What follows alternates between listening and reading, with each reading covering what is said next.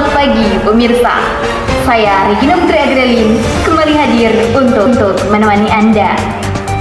Meningkatnya jumlah mahasiswa di Universitas Sriwijaya turut mendorong kebutuhan tempat tinggal, khususnya rumah kos di sekitar kawasan kampus. Di tengah kondisi tersebut, rumah kos di sekitar Universitas Sriwijaya masih menawarkan harga yang relatif terjangkau dengan fasilitas yang cukup memadai.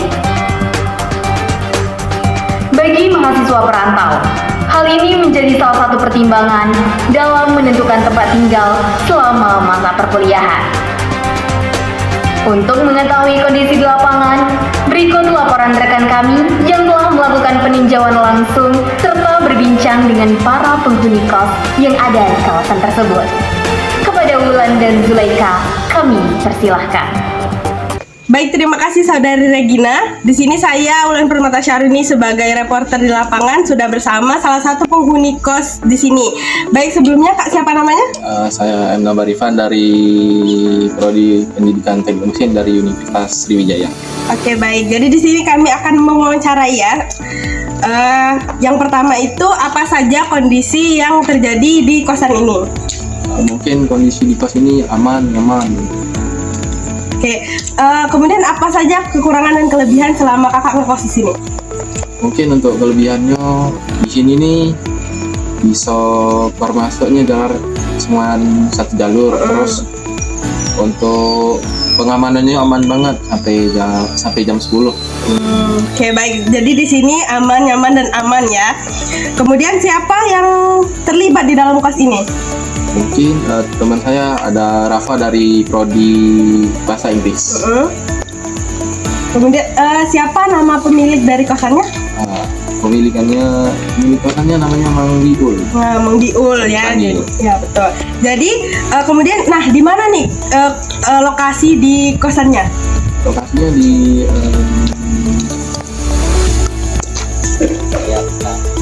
Gria Utara, di belakang di belakang jalur Unsri, jalan keluar Unsri.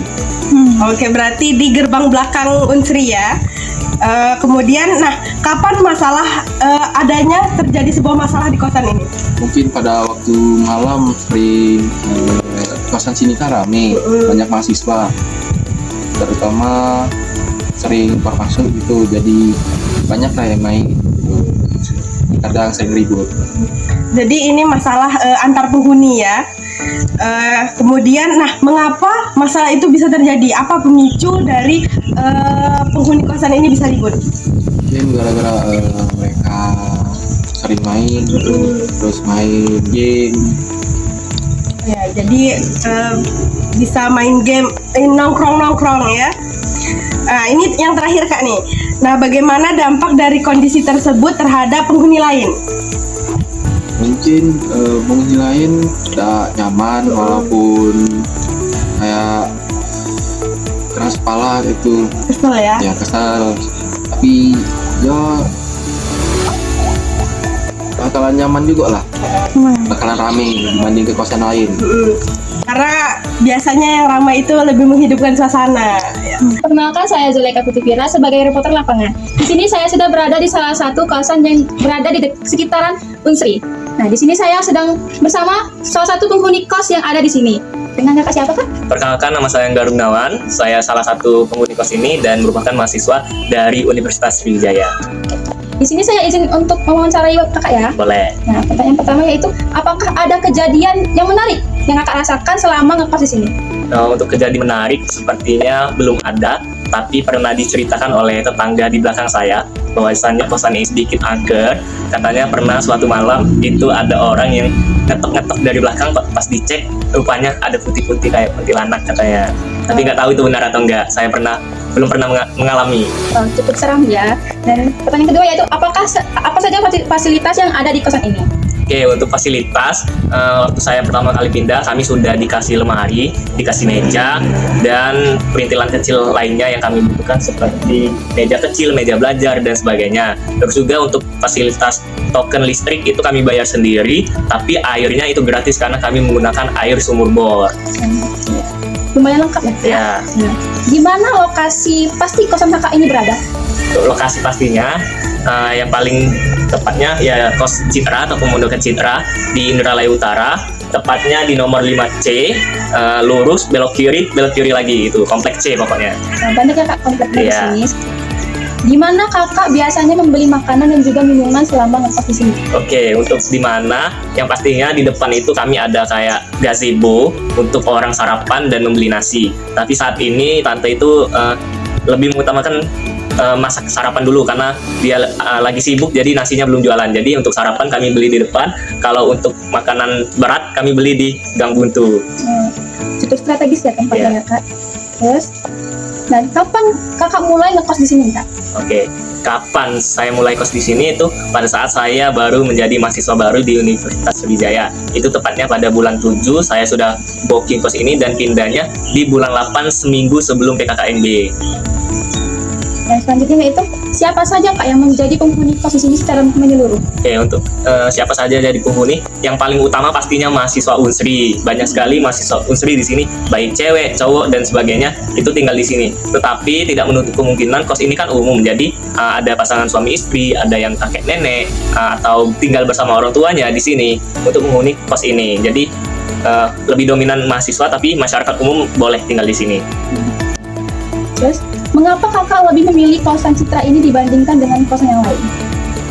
Yang paling utama itu karena murah. Saya kan ngekos di sini bertiga bersama teman saya, yang dimana harga kosnya itu 7.500.000 dibagi 3 menjadi 2.500.000. Kalau saya pernah survei ke kos-kos lain itu harganya 8 juta sampai 12 jutaan, bahkan ada yang 15 juta. Itu pun untuk maksimal 2 orang. Jadi ini lebih enak dari segi harga, dan ini juga luas karena terdapat 2 kamar, berbeda dengan kos pada umumnya yang cuma sepetak saja.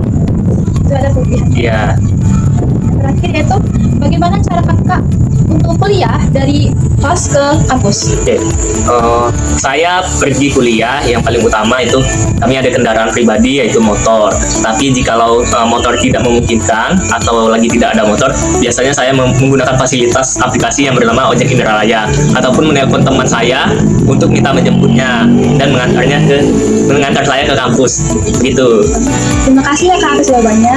Nah, baik, di sini kita akan melihat kondisi kosan yang ada di kosan Citra ini. Mari kita masuk ini ya, Kak. Assalamualaikum. Oke, jadi saya selaku penghuni kos di sini.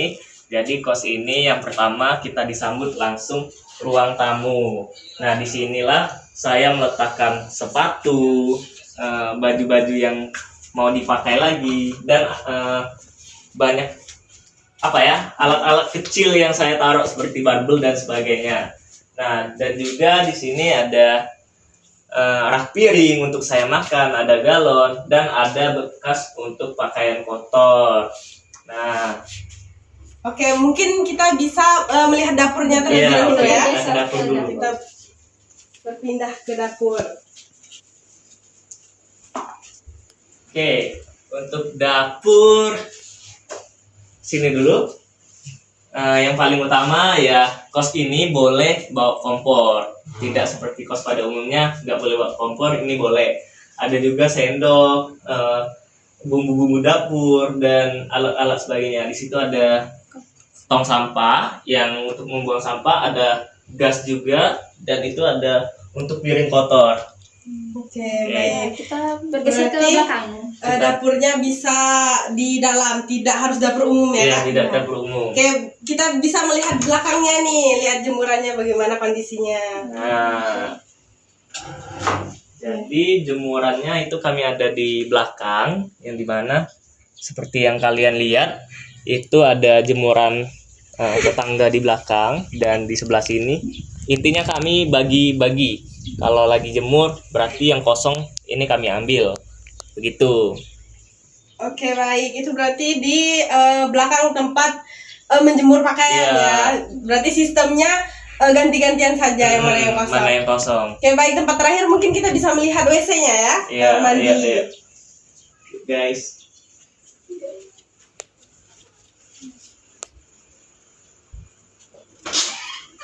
Oke, ini untuk kamar mandinya, tapi mohon maaf, kamar mandi kos ini emang tidak bisa bersih sepenuhnya karena apabila dibersihkan itu tidak mau hilang keraknya. Saya juga sudah membeli banyak produk untuk membersihkannya, tetapi tetap tidak bersih. Nah, karena air sudah saya jelaskan tadi, airnya di sini tuh air sumur bor, jadi banyak mengandung karatnya. Makanya bisa menguningkan lantai dan bak mandinya. Oke. Jadi itu salah satu keresahannya juga ya. Ya, salah satu keresahan. Dari pemilik kosan ada tidak Timbalai atau kakaknya pernah mengadukan permasalahan ini ke pemilik kos? Sebenarnya seringkali bukan saya, tetangga saya yang mengadu bahwa alangkah baiknya tekmoni yang di belakang itu dibersihkan, tetapi pihak kos tidak pernah melaksanakannya. Belum gitu. merespon Ya, belum bagaimana merespon. pengelolaan selanjutnya. Oke, mungkin ini yang paling terakhir. Ini Kamar. ya, kita bisa melihat kamarnya ya, Kak. Ya, di sini ada 2 kamar ya, teman-teman. Nah, ini kamar pertama, itu kamar teman saya, sedikit berantakan karena orangnya jarang ada di kos, dia sering ke Palembang. Nah, seperti yang saya sebutkan tadi, ini ada 3 lemari yang sudah difasilitasi oleh kos. Nah, ini lemari saya. Nah, yang dimana bentuk lemarinya itu ada untuk gantungan dan untuk pakaian. Nah, terus juga di sini ada meja belajar tapi sudah dipenuhi barang-barang, dan di situ meja belajar teman saya membeli sendiri untuk dia main game malam hari karena dia anak gaming. Dan ini ada jendela, ini ada kaligrafi juga, dan masih banyak lagi. Nah, terus kemana kita, Lan? Oke, ini kamar yang satunya. Ini kamar berarti kamar kakaknya sendiri ya? Ya, ini kamar saya sendiri yang satunya. Oke. Oke. Nah, untuk kamar saya sendiri, sini. Untuk kamar saya sendiri, saya berdua dengan teman saya. Di sini saya tidur berdua. Terus ini ada jendelanya, dan itu masih ada kipas 2 bekas minum juga. Itu untuk saya nulis dan sebagainya. Dan ini papan tulis apabila diperlukan nulis di sini, tapi tidak pernah kami pakai dan tidak ada lagi selain itu. Udah, itu aja fasilitasnya, cukup luas. Jadi ini bisa dihuni 3-4 orang ya sebenarnya? Iya, sebenarnya 3-4 orang, tapi karena kami bertiga aja sudah sumpek, jadi bertiga aja. Ya, baik. Oke, kita Ya, keluar dulu kita ya, kembali guys ya. ke depan. Ke depan. Oke.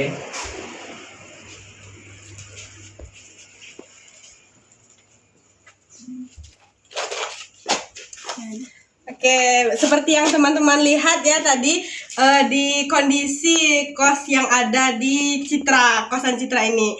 Baik, mungkin itu saja yang dapat kami laporkan di tempat kejadian. Kami kembalikan kepada studio.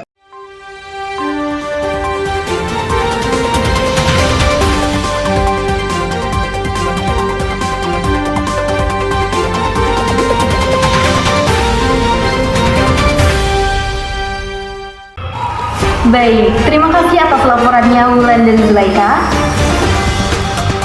Pemirsa, ketersediaan rumah kos yang terjangkau dengan fasilitas yang cukup memadai menjadi salah satu faktor penting dalam menunjang kenyamanan mahasiswa, khususnya di lingkungan Universitas Sriwijaya. Kondisi ini turut memberikan kemudahan bagi mahasiswa dalam menjalani aktivitas perkuliahan sehari-hari. Demikian informasi yang dapat kami sampaikan. Saya, Regina Putri Agrelin, pamit undur diri. Selamat pagi dan sampai jumpa.